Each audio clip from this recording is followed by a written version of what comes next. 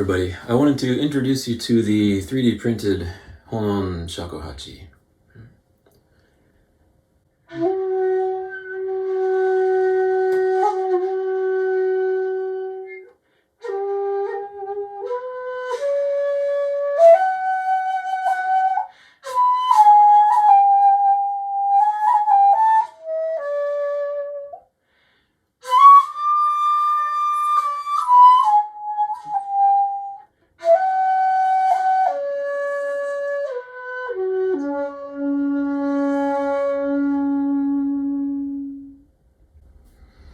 Right, so what's the story behind this? It's been about 3 years in development.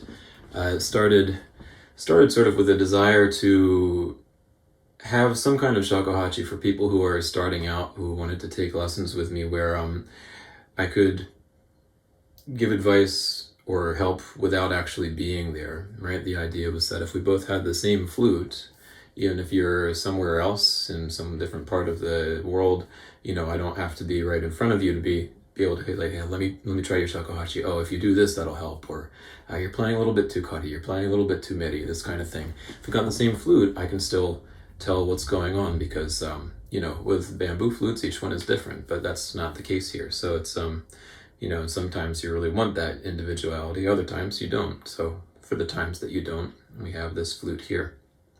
I'll tell you a little bit more about it. It started as a sort of trying to duplicate a shakuhachi through casting with a friend of mine who has kind of been mentoring me through the process as well. Thanks, Bob.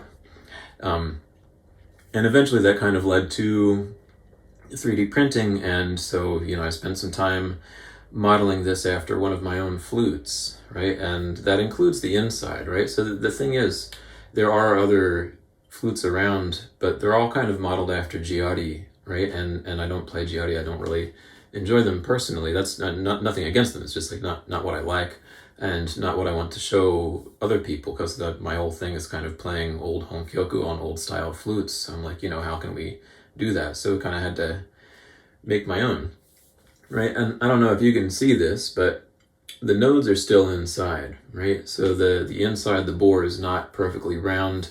It's got the same shape as the bamboo that is its namesake, and the nodes are left in as well.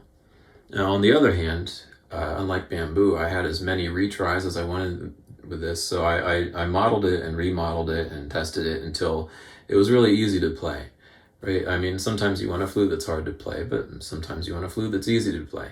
So this eventually was the result. Small finger holes, shallow cut, kind of oblique angle here so that it plays just like an Edo-style 1.8, right? Just above a C sharp or something like that at row, because that's the old Japanese style D, right? And maybe the primary use for this is with my online lessons, right? I'm starting a online lesson community. I kind of don't have any extra capacity for individual lessons, and at the same time wanted to do something with like a little bit more of a community, maybe involving Dr. Yamada sometime. So, you can check that out on my website or in the link in the description if I remember to do that.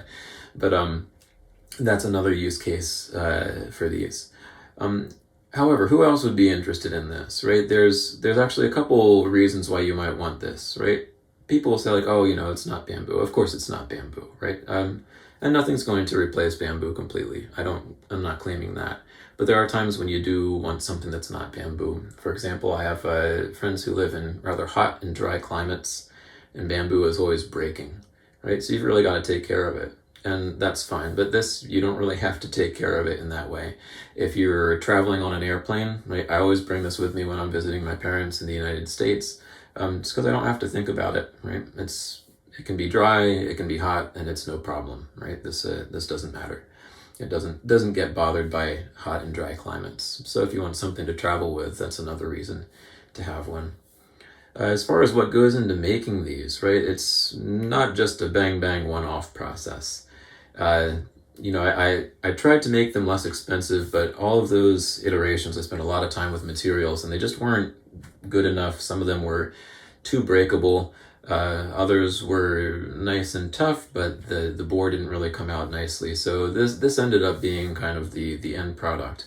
And, it does actually take quite a bit of work to make one. Aside from assembly, I kind of smooth them out over a somewhat involved process just to make it look like it's really bamboo, right? I don't want to deceive anybody. I will not tell you that this is bamboo, but if you look at it, you're not going to be able to tell the difference, right? People would think that it's just an urushi coated piece of bamboo, and that's the rest of the work that goes into it, right? Each one gets at least 6-7 layers, if not more, of urushi, right? So there's a several week long process of coating, polishing, and finishing this with actual urushi, so that again, you still have this natural material that is interfacing between you and the flute. So it's got a little bit of at least a little bit of soul in there, right? Even if it is 3D printed. So I think that's kind of nice too. Now, if you want one, I do offer these also at a large discount for anybody who's joining my online lessons.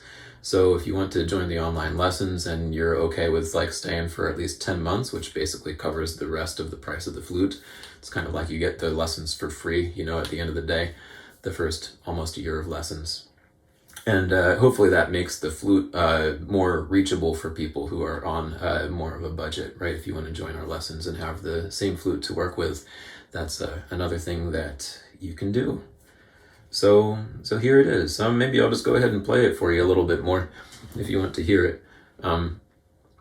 It's a little bit louder than my bamboo flutes, but not by much, right? But the main feature, I guess, is that it's quite flexible, right? You can play it here, here,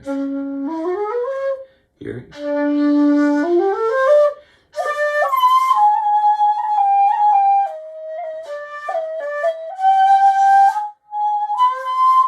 Right, you can get those daimeri tones without any finger shading. Not that we necessarily use them in old style honkyoku very much, but just it's that flexible, right? All the honkyoku fingerings that we would use work very nicely. Right? Koro koro, otherwise known as horo horo, chino nisan.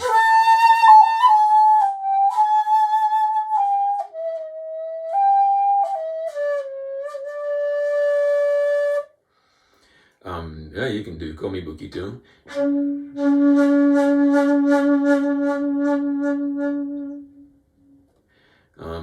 Let's see. Kara kara, importantly.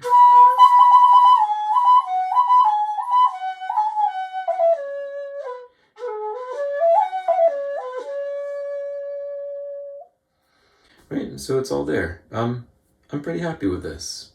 I think you will be too, if you want one. Take care, everybody.